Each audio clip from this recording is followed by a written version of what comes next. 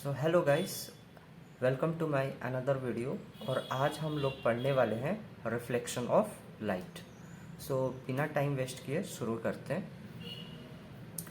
तो जैसे कि आप देख पा रहे हैं यहाँ पे रिफ्लेक्शन ऑफ लाइट है। तो पहले हम लोग थोड़ा कॉन्सेप्चुअली इस चीज़ को समझ लेते हैं, उसके बाद हम लोग कुछ प्रैक्टिस क्वेश्चंस भी कर लेंगे। सो देखिए यहाँ पे, अगर मैं यहाँ पे एक पॉलिश्ड सरफेस ले लेता हूँ कुछ इस तरीके से। यहाँ पे मैंने पॉलिश कर लिया हुआ है ये वाला पार्ट को, नीचे वाला कुछ इस तरीके से। ये नीचे वाला पॉलिश्ड है और ऊपर वाला जो है ये वाला पार्ट ये शाइनी है, शाइनी सरफेस है। अब हम लोग देखते हैं, अगर यहाँ से एक लाइट रे आ रहा है कुछ इस तरीके से, तो ये टक्कर खाने के बाद ऐसे वापस चला गया इस तरीके से। ये कुछ इस तरीके से ये लाइट आया और ऐसे यहाँ पे चला गया। इसी को हम लोग बोलते हैं रिफ्लेक्शन ऑफ लाइट। और रिफ्लेक्शन ऑफ लाइट का जो डेफिनेशन होता है वो मैं यहाँ पे लिख देता हूँ। Bending of light rays in the same medium. अब देखें यहाँ पे इस चीज़ को, ये जो लाइट यहाँ से जो आ रही है ये वाला पॉइंट पे, यहाँ से इस लाइट, ये जो आने वाली लाइट है इसको हम लोग बोलते हैं इंसिडेंट रे। Incident ray. और जब ये यहाँ पे टक्कर खाई ये शाइनी सरफेस पे और वापस जब उसी मीडियम पे लौट गए, तो ये जो यहाँ से जो लाइट जा रही है इसको हम लोग बोलते हैं रिफ्लेक्टेड रे। Reflected ray. और इन दोनों के बीच में हम लोग एक इमेजिनरी लाइन ड्रॉ कर देते हैं कुछ इस तरीके से, इस तरीके से। और इस इमेजिनरी लाइन जो हम लोग ड्रॉ किए हैं इसको हम लोग बोलते हैं नॉर्मल। अब आप देख पा रहे होंगे कि एक यहाँ पे एंगल बन रहा है यहाँ से इस वाले पॉइंट तक। और ना मैं ये भी बोल सकता हूँ कि जो भी हम लोग एंगल मेज़र करते हैं वो नॉर्मल से ही हम लोग करते हैं। तो ये वाला जो यहाँ पे जो एंगल बन रहा है ये वाला पॉइंट नॉर्मल तक, इसको हम लोग बोलते हैं angle of incidence. ANGLE, angle of incidence. और नॉर्मल के जो उस तरफ है रिफ्लेक्टेड रे तक, इसको हम लोग बोलते हैं एंगल ऑफ रिफ्लेक्शन।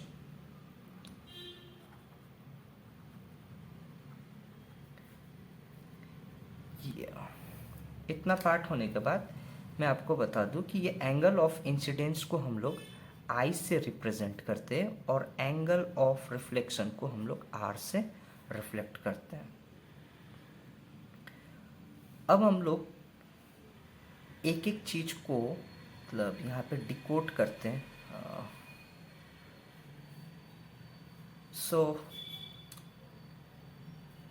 आप देखिए, हम लोग यहाँ पे आई से हम लोगों ने रिप्रेजेंट किया हुआ है एंगल ऑफ इंसिडेंस, और एंगल आर से हम लोगों ने किया हुआ है एंगल ऑफ रिफ्लेक्शन।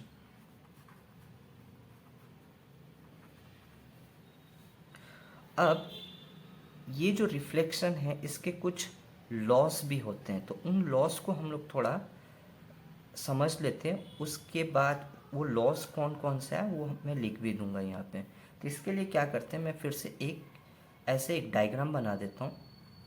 देखिए यहाँ पे ये वाली जो लाइन आ रही है रे ऑफ लाइट, इसको हम लोग इंसिडेंट रे बोलते हैं।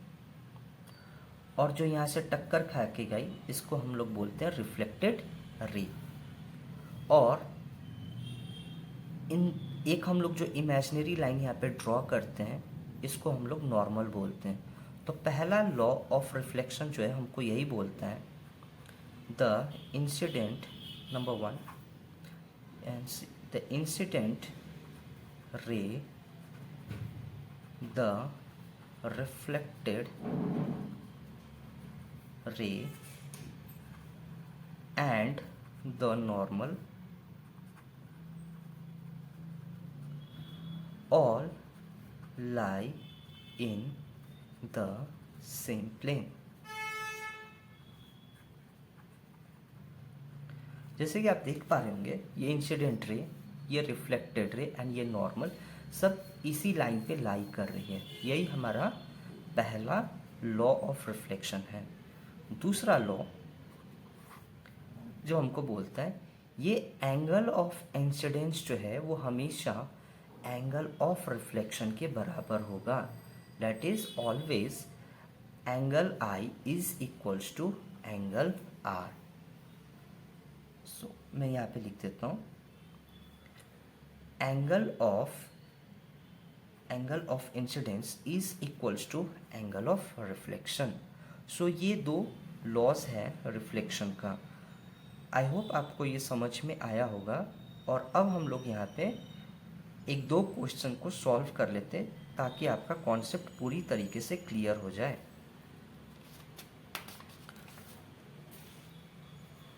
सो यहाँ पे देखिए,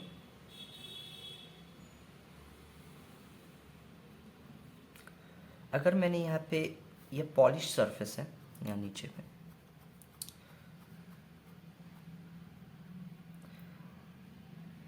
अगर एक रे ऑफ लाइट कुछ इस तरीके से आ रही है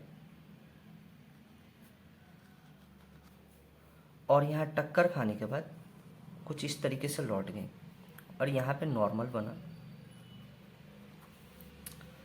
अब मैं बोल रहा हूँ कि ये जो रिफ्लेक्टेड रे है, एंगल ऑफ रिफ्लेक्शन, ये वाला पार्ट अगर ये 40 डिग्री है, ये एंगल आर जो है, एंगल आर 40 डिग्री है, तो एंगल ऑफ इंसिडेंस एंगल आई ये कितना होगा इसको खोजना है। तो अगर आप लॉ ऑफ रिफ्लेक्शन अगर समझ गए तो आप जानते हैं angle R is equals to angle I. So आप पल भर में इसका आंसर दे सकते हैं कि एंगल आई जो है वो भी 40 डिग्री ही होगा। आई होप ये क्वेश्चन आपको समझ में आया हो। नेक्स्ट एक और क्वेश्चन हम लोग देखते हैं यहाँ पे।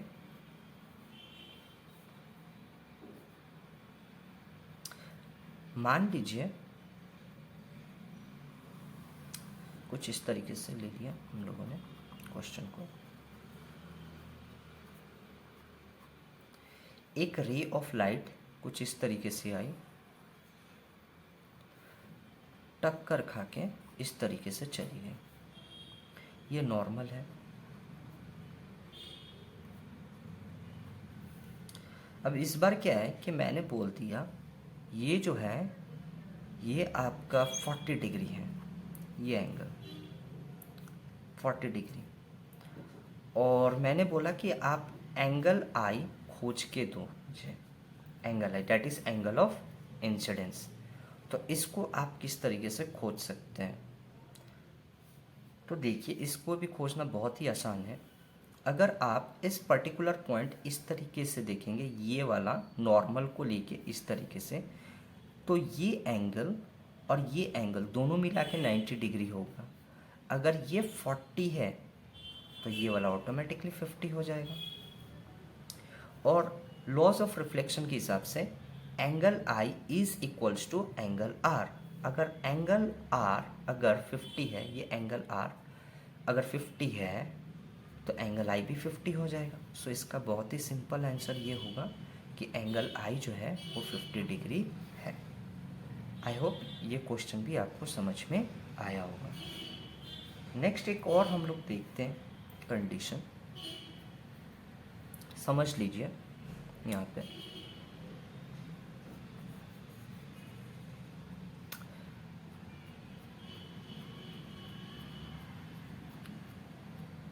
अब इस बार क्या हो रहा है कि एंगल इंसिडेंट रे जो है वो परपेंडिकुलर आ रहा है।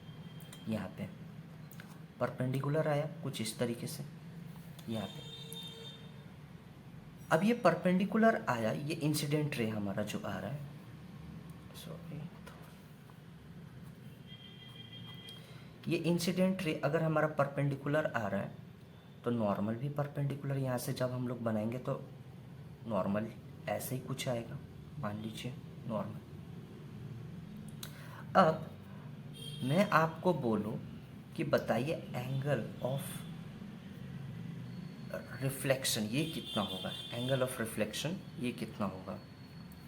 तो जैसे मैंने आपको बताया है कि जो भी एंगल हम लोग मेज़र करते हैं वो नॉर्मल के थ्रू ही मेज़र करते हैं।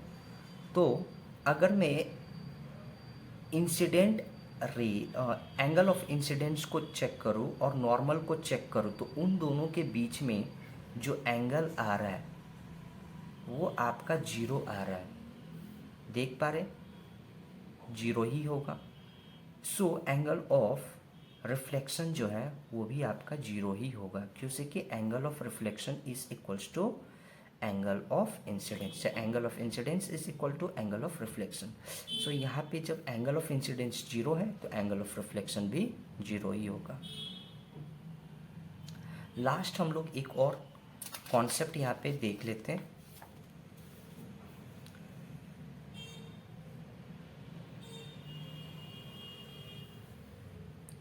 सो यहाँ पे देखिए ये हमारा पॉलिश सरफेस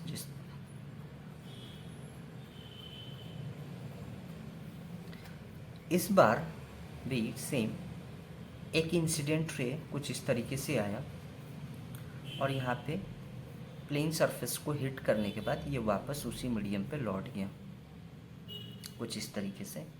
बट यहाँ पे देखिए ये जो इंसिडेंट रे है हमारा, ये इंसिडेंट रे, इसको जाना तो कुछ इस तरीके से चाहिए था, जाना तो ऐसे चाहिए था, परंतु ये अपने रास्ते से डेविएट हो गया, ये गया इस तरफ। तो ये वाला जो पोर्शन है ये इतना, तो इसको हम लोग बोलते हैं एंगल ऑफ डेविएशन, इसको हम लोग बोलते हैं एंगल ऑफ डेविएशन। और एंगल ऑफ डेविएशन जब हम लोग खोजते हैं,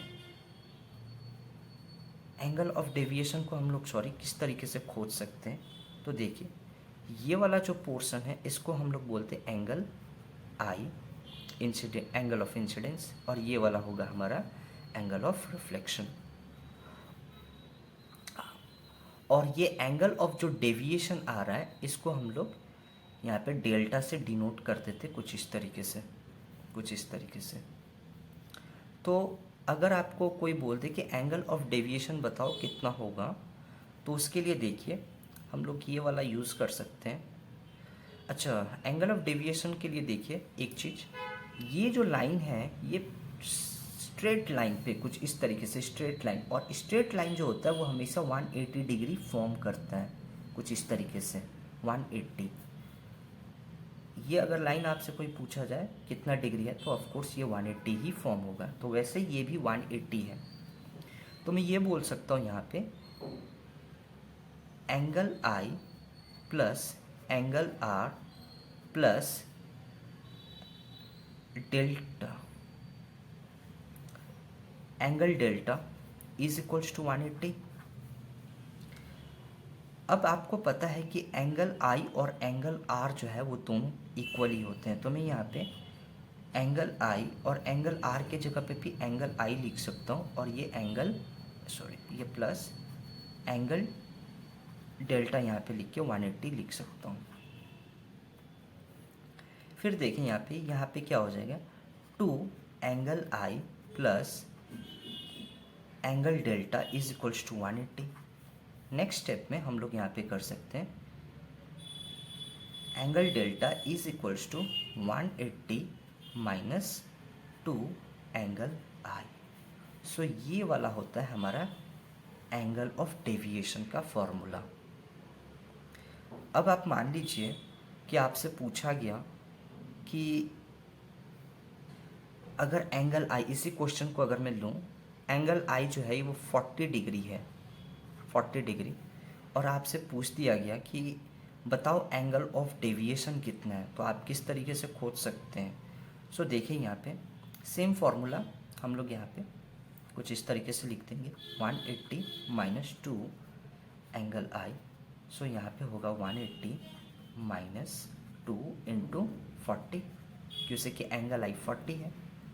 सो 180 माइनस 80, सो यहाँ पे हो जाएगा 100। सो यानी कि ये जो डेविएशन एंगल जो यहाँ पे हमारा बन रहा है, ये 100 डिग्री का बन रहा है। आई होप आपको ये वीडियो पसंद आया हो और जो मैंने समझाया वो भी आपको समझ में आया हो। Thank you.